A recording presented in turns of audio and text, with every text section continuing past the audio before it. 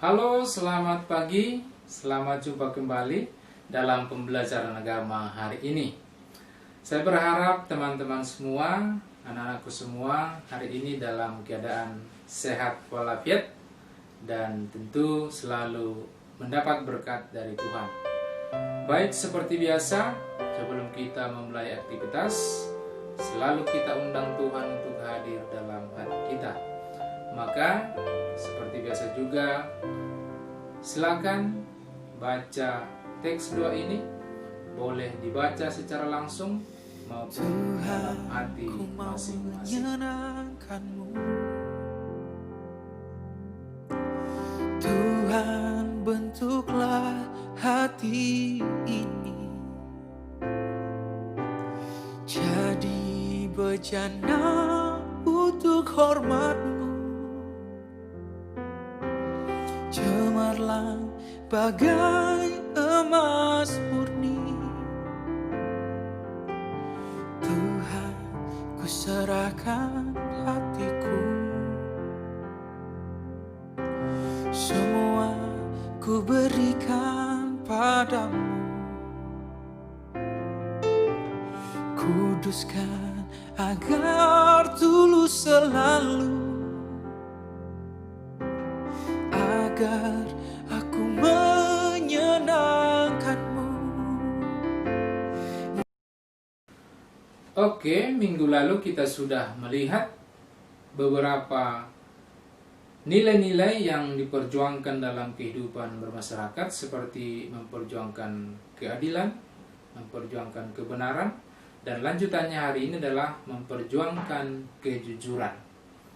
Salah satu nilai kehidupan yang sangat penting dalam kehidupan itu adalah tentang kejujuran. Kita akan melihat apa isi atau apa penjelasan tentang kejujuran ini lewat PowerPoint berikut ini. Memperjuangkan kejujuran.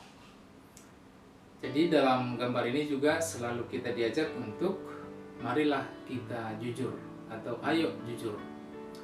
Baik teman-teman, kita lihat penjelasan tentang ini. Pertama kita lihat tentang makna kejujuran. Jadi sebelum ke makna tentu apa arti jujur kita lihat dulu. Kejujuran berarti kelurusan hati untuk berbicara benar sesuai fakta dan dilandasi semangat cinta kasih. Dalam kejujuran, seorang dengan tulus mengatakan kebenaran. Maka memang jujur itu harus sesuai dengan fakta atau sesuai dengan apa yang menjadi kenyataan. Tentu nanti jujur ini selalu berkaitan dengan kebenaran. Kita lihat maknanya. Yang pertama, kejujuran dapat menjadi modal untuk perkembangan pribadi dan kemajuan kelompok. Nah, jadi kalau misalnya pribadi tentu sudah pasti ya makna kejujuran. Ketika kita jujur, maka kita menjadi orang yang pribadi yang baik, pribadi yang bebas, dan tentu pribadi yang disenangi oleh orang lain. Kemudian juga dalam kelompok, entah itu misalnya keluarga ataupun nanti misalnya kelompok-kelompok tertentu, baik kelompok kecil ataupun kelompok yang besar, maka tentu nanti kejujuran menjadi modal untuk perkembangan baik pribadi maupun kelompok. Kemudian kejujuran menimbulkan kepercayaan yang menjadi landasan pergaulan dan hidup bersama. Jadi kejujuran adalah landasan untuk hidup bersama.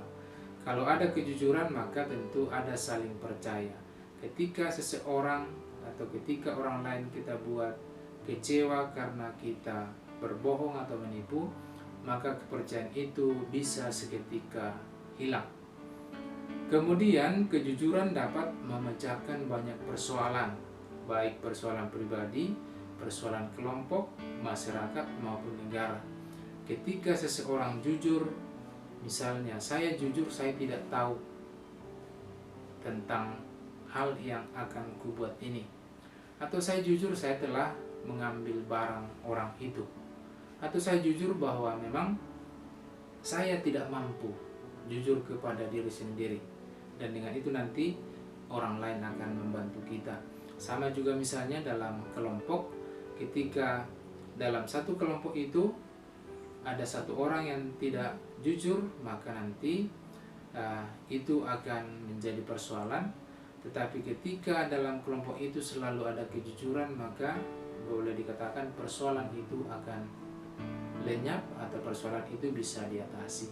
Dan terutama nanti kejujuran ini nanti sangat diharapkan juga dari para pejabat pemerintah, supaya persoalan-persoalan yang ada di negara ini juga bisa menjadi terselesaikan. Inilah makna kejujuran. Tentu nanti banyak makna-makna lain dari kejujuran ini yang bisa kita rasakan, kita alami, dan juga bisa kita lakukan. Kita lihat yang kedua, yaitu bentuk-bentuk ketidakjujuran. Yang pertama adalah ketidakjujuran di bidang politik. Jadi selalu dimulai dari situ dulu, karena memang dari hal kecil ini nanti sampai kepada hal besar. Maka di hal besar itu kalau sudah tidak terjadi kejujuran, maka akan merugikan banyak orang. Maka yang pertama adalah ketidakjujuran dalam bidang politik. Misalnya penguasa bersikap curang dan korup. Inilah salah satu kendala atau masalah yang dihadapi oleh negara kita. Ketika para pemimpin tidak lagi jujur, mereka memanipulasi, menipu, korupsi, dan lain-lain. Maka ketidakjujuran ini bisa terjadi dalam segala bidang perpolitikan. Kemudian ketidakjujuran dalam bidang ekonomi. Juga nanti dari penguasa, dari pengusaha bersikap korup atau bersikap membuat satu masalah, misalnya seperti markup, kredit macet, penggelapan uang negara, menyusun proyek fiktif, dan lain-lain. Tentu nanti ini mengakibatkan pengaruhnya sangat terasa kepada orang-orang atau masyarakat menengah ke bawah. Maka nanti dari situ dalam perjalanan waktu nanti apa yang terjadi, sehingga masyarakat yang kelas menengah ke bawah itu nanti terpaksa harus melakukan sogok menyogok demi kelangsungan hidup, karena tadi sudah dimulai dari atas. Itulah berkaitan dengan bidang ekonomi. Kemudian ketidakjujuran dalam bidang budaya atau pendidikan. Jadi ini juga bisa terjadi, misalnya penguasa merekayasa pendidikan.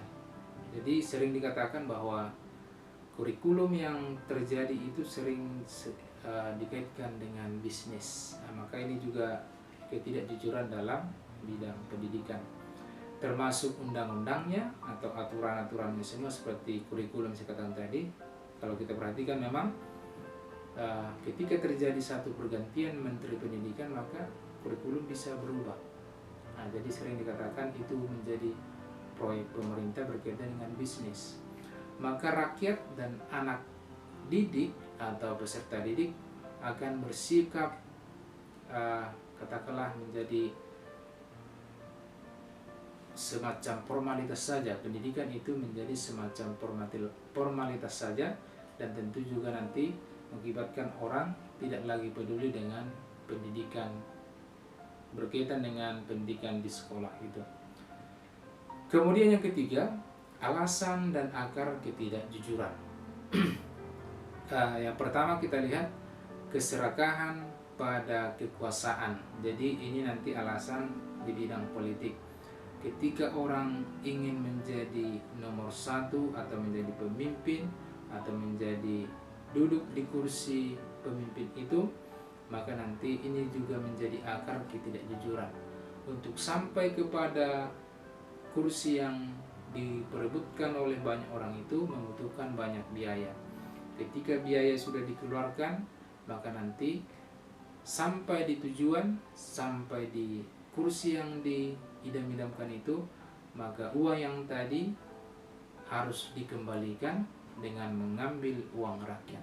Inilah menjadi akar ketidakjujuran dalam bidang politik, terutama nanti berkaitan dengan para pemimpin negara kita. Kemudian keserakahan pada materi atau harta, khususnya pada uang. Ini berkaitan dengan alasan ekonomi. Jadi banyak orang melakukan ketidakjujuran, korupsi hanya untuk memperkaya diri atau memperbanyak harta diri sendiri. Kemudian orang bersikap sopan hanyalah formalitas dan munafik demi harmonitas palsu. Ini nanti disebut sebagai alasan budaya. Jadi akarnya ketidakjujuran itu juga bisa dikibatkan oleh budaya sendiri, dilakukan dengan sikap yang seperti sopan atau sopan santun, seperti atau seolah-olah orang yang sopan, baik, ramah, tetapi itu hanya formalitas. Ini juga disebut sebagai alasan ketidakjujuran dalam bidang budaya. Kemudian yang terakhir adalah orang tidak jujur atau akar ketidakjujuran dikarenakan oleh tuntutan hidup demi keberlangsungan hidup atau demi mempertahankan hidup. Saya sengaja berbohong atau menipu atau korupsi karena tuntutan hidup. Maka ini juga menjadi akar ketidakjujuran. Baik, kita lanjut berikutnya. Yang keempat, itu akibat dari ketidakjujuran. Apa akibatnya? Kita lihat satu persatu. Tentu orang yang tidak jujur adalah tidak bahagia. Yakinlah, orang yang tidak jujur itu pasti tidak akan bahagia. Ketika kita berbohong, ketika kita melakukan tindakan kecurangan, pasti nanti ada rasa bersalah. Rasa bersalah ini akan selalu mengganggu hati dan pikiran kita, tentu pasti tidak tenang. Maka orang jujur itu orang yang tidak bahagia. Kemudian ketika kita melakukan kebohongan, tentu hati nurani pasti pada saat itu tidak berfungsi, dan terutama jika ini dilakukan secara berulang-ulang. Jadi ketidakjujuran ini sudah membuat hati nurani itu tidak lagi berfungsi. Kemudian tentu akibat dari ketidakjujuran adalah kemerosotan moral kepribadiannya. Seperti yang saya katakan tadi, ketika sebelum saya melakukan kejujuran, kebohongan, orang sangat percaya dengan saya. Tapi karena sekali saya membohongi mereka, maka dari situ kepercayaan itu sudah hilang hanya karena sekali. Maka memang akibatnya sangat fatal. Itulah akibat atau salah satu akibat dari ketidakjujuran. Kemudian orang yang tidak jujur, mungkin saja suatu saat ketidakjujuran akan terbongkar, dan itu akan mengakibatkan kerugian bagi diri sendiri maupun nanti keluarga. Nah, jadi ketika misalnya si suami yang duduk di parlemen misalnya ketahuan melakukan korupsi, maka nanti akibatnya bukan hanya untuk dirinya tapi juga untuk keluarganya.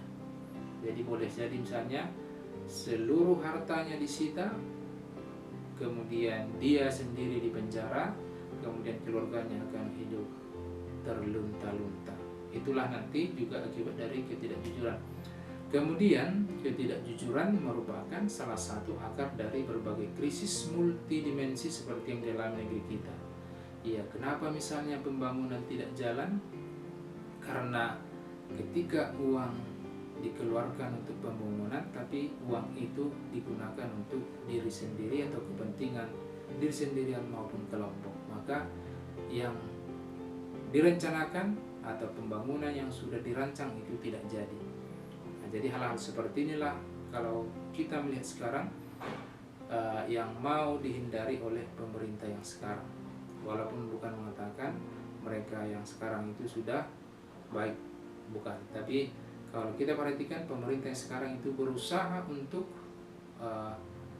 bagaimana korupsi itu tidak lagi terjadi.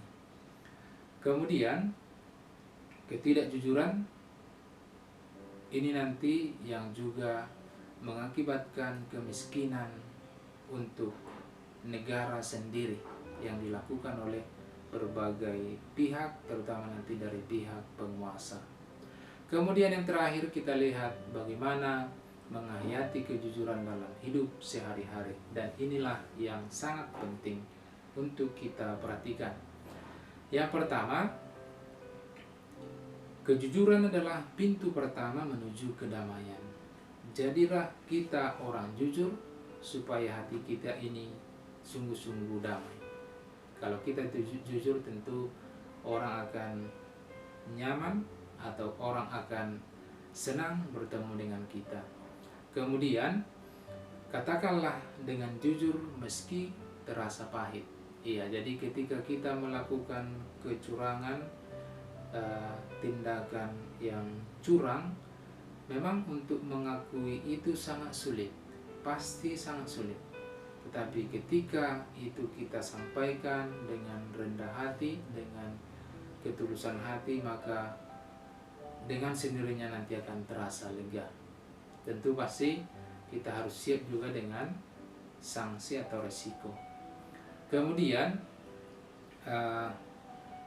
sama halnya misalnya ketika kita melakukan kebohongan kepada orang tua kita, sekali kita ini berhasil membohongi, maka akan ada kemauan untuk berbohong yang kedua kali.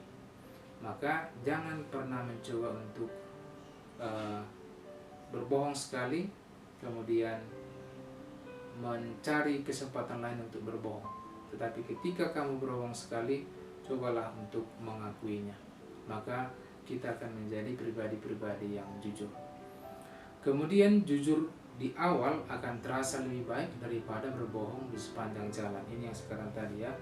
Ketika ketidakjujuran itu selalu saya pendam, saya simpan, dan saya tidak katakan ke orang lain, maka nanti akan mengganggu hati, mengganggu batin kita masing-masing.